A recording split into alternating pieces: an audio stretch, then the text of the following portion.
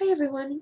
So this is going to be a video on my Joy in Torah channel about some of the things that I've been reading in the Torah. I am very much a book person. I really do like to study Torah. It's very enjoyable for me to study Torah. In fact, um, I'm actually saving up right now to buy my first midrashim, which I think is just going to be wonderful. I mean, I've seen a set for $450, but I don't know if that's a really good set. So I just sent an email off to my rabbi to see if she has any idea on what a good midrash set is, to see if I'm like in the right ballpark. Um, I don't really want to buy the books one at a time because they are much more expensive that way. Even though you can afford one book at a time, I'd rather just save up the money and buy the whole set. Anyway, so let's get to it. Okay. The first thing that really caught my eye, I really love the book of Jeremeyahu, Jeremiah. And the reason why I like it is because we're really put in his, we're seeing through his eyes. And it's a very descriptive part of the Torah. And when I say descriptive, I mean it's incredibly dramatic how how Yirmiyahu talks about what he's going through and how he's trying to get people to listen to him. And as my rabbi has told me, speak truth to power. And there's one part in Jeremiah that really stands out, okay? And that part is chapter 20, verses 17, sorry, verses 14 through 18. I'll read them to you. Accursed be the day that I was born. This is Jeremiah speaking. Accursed be the day that I was born. Let not the day be blessed when my mother bore me. Accursed be the man who brought my father the news and said, a boy is born to you, and gave him such joy. Let that man become like the cities which the Lord overthrew without relenting. Let him hear shrieks in the morning and battle shouts at noontide, because he did not kill me before birth, so that my mother might be my grave, and her womb big with me for all time. Why did I ever issue from the womb to see misery and woe, to spend all my days in shame? That those few passages just grabbed me because they were, I think the most dramatic um, understandings of what it would have been like to have been a prophet, and knowing these things, knowing what Hashem wants people to do, having this gift, and not being able to explain to others what it's like to have the gift. It's almost like that movie. Um, oh, what is that movie called? It's got the guy from um, the guy from The Matrix in it. What's his name? The star of The Matrix. Um, anyway, he can see like evil people. He can see them for what they are. And when he was really little, he started seeing like these evil people, devil people, and they looked, they were all, skeletons and just like skin hanging off them, and he saw them, and they were actually um, children of the devil. And he went through that movie, and you could see um, how horrible it was for him to live with what he had. I mean, he really thought what he had was a curse. And in the movie, he tries to he actually commits suicide when he was a young kid, and he talks about that because we enter his life when he's an older man, and you know, he's got a, you know, a nice job hunting demons, and and you know, we get to look back into his childhood and see how traumatic it was for him. And this is what Jeremiah reminds me of. You know, he's just like, why was I even born? Why do I have to come into the world at all when I've got this incredible thing going on with me and there's nobody else that can understand? And I think that's one of the important parts about being human, and an important part about um, being a stable human is being able to be a known human, to be able to sit down with somebody, even if it's only one person, and get whatever it is off your chest and have the other person completely and totally understand you. Now imagine being a prophet back then. I mean, the only people I think that could maybe understand you would be other prophets. And the agony of going through that is really clearly displayed in Jeremiah. So I really love Jeremiah, and my rabbi um, recommended that I read a book. It's kind of a, she said it was a fictional account of his life, and I'll put that in the low bar, as well as uh, the movie that I'm talking about, because I can't remember it. It's just on the tip of my tongue. I know it begins with a C, the something, the C, but I'll put that in the low bar too. I'll research that and put that in there. Um, so the next thing that I looked at was Lamentations. Now, for anyone, this was actually the first time I read Lamentations all the way through. Okay, so I got the totality of it by not stopping. Because if you stop, you sort of, you only really get a little way through, and if you don't get to the part where um, well, if you don't get to the part where there's a tiny glimmer of hope, then I think Lamentations is obviously lost, because you don't get to understand that even though you know, 7/8 of Lamentations is lamenting over the destruction of the temple, um, you don't get to understand that even though all of this terrible things happening, even cannibalism is happening, um, that uh, that this man who was talking is still having hope. So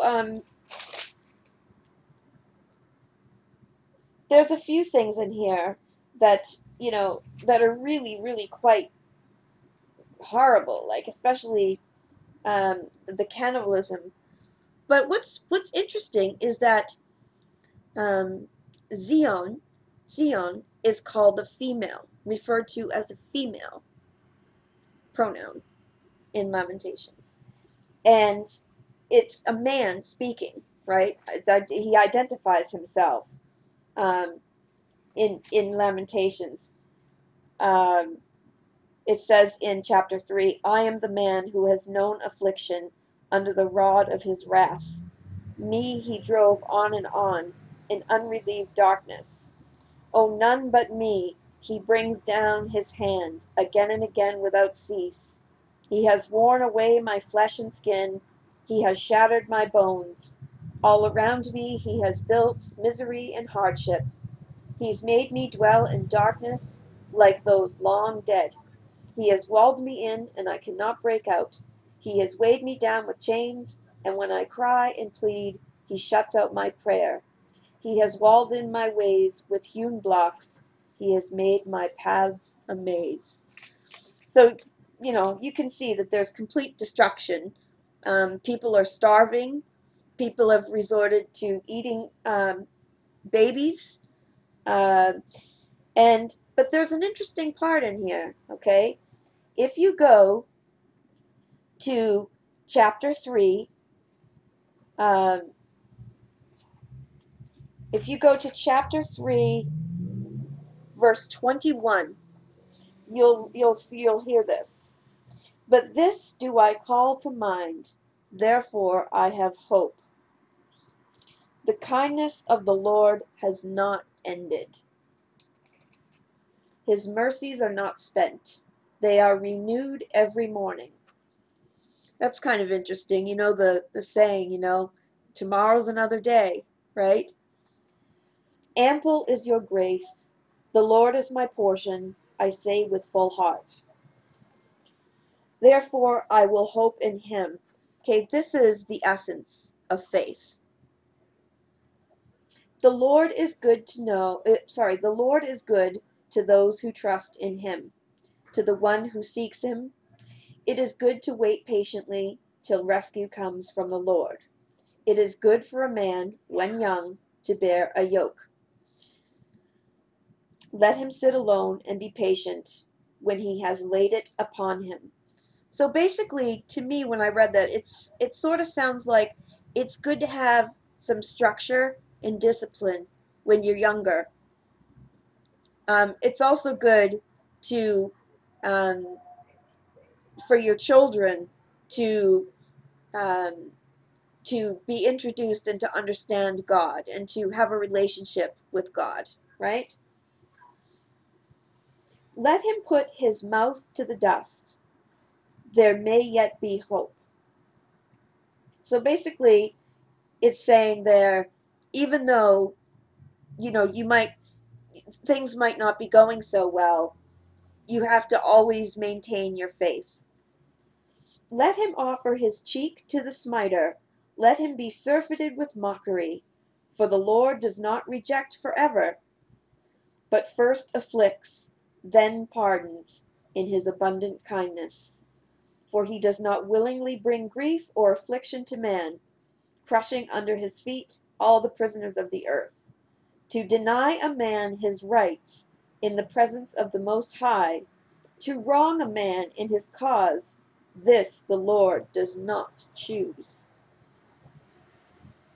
Now, this is, to me, about free will, okay? This is about human beings making their own decisions and reaping what they sow. Because it even says that even those prisoners of the earth who have done bad things, um, the Lord does not crush them under his feet. In other words, Hashem doesn't take on the punishment of men who commit crimes on earth. Other men have to assume that role to discipline those men and to keep society in order. And then it says, whose decree was ever fulfilled unless the Lord willed it? It is not at the word of the Most High that weal and woe befall. Of what shall a living man complain? Each one of his own sins. So basically, that's to me like saying it's your responsibility, right? It's your responsibility to do what you need to do to keep your faith. First of all, important is to keep your faith and um, to keep the covenant, right? Keep the mitzvot, and everything will run its course. Everything will be okay if you do that. This is essentially the lesson of the Torah. I mean, this is one of the big pictures, right? This is why we have the Torah. And this is something that my rabbi and I discussed at some length. This issue of, well, um, is Judaism free will? Do we understand that God gives us free will, or do we understand that it's somehow deterministic? And even though many things are deterministic, ultimately we do have free will. In Judaism, the concept revolves around free will, and I think in Lamentations this perfectly displays free will. Um, so it's a wonderful thing to read all of Lamentations all the way through if you've got the time to do it. Um, and also when I was reading Lamentations, I couldn't help but think of Israel. I mean, I think anybody who reads about what's happening in Israel and it understands the situation in Israel, understands the rocketing, and understands the constant terror attacks, and the people around Israel that want uh, to kill us, and to hurt the land. When you read Lamentations, that's in the back of your mind. It was in the back of my mind reading it, because it's about being destroyed. Now, Israel isn't totally destroyed, right? Not like Lamentations, but there are some passages in it that sort of um, will kind of catch your attention, and you'll go, "Oh yeah, that's like Israel, right?" So anyway, this was really enjoyable, and tomorrow we have Torah study. We had a very enjoyable Torah study the last time. We had a lot of different people come in. We had um, we had I think I don't know if he was a Marine or what, but he came in. It ended up like he came in, and then another woman came in from Belgium, or she was Belgian. She was really nice. Um, and Joey came in. We haven't seen Joey for a while, and Joey came in, which was nice. And of course, Brendan and Jason were there. King was there. I was there. Um, Alex, we missed Alex, but I think Alex was still away, or he had just gotten back. So anyway, I hope to see everybody at Torah study tomorrow. Now, I haven't heard from King whether or not we're going to have to push it till 5 Pacific, 8 Eastern, or whether we're going to have it at 1 Pacific, 4 Eastern. So if you could let us know what's going to be the schedule tomorrow, if this is going to be like a permanent thing, just let us know. Okay, everyone. Shalom.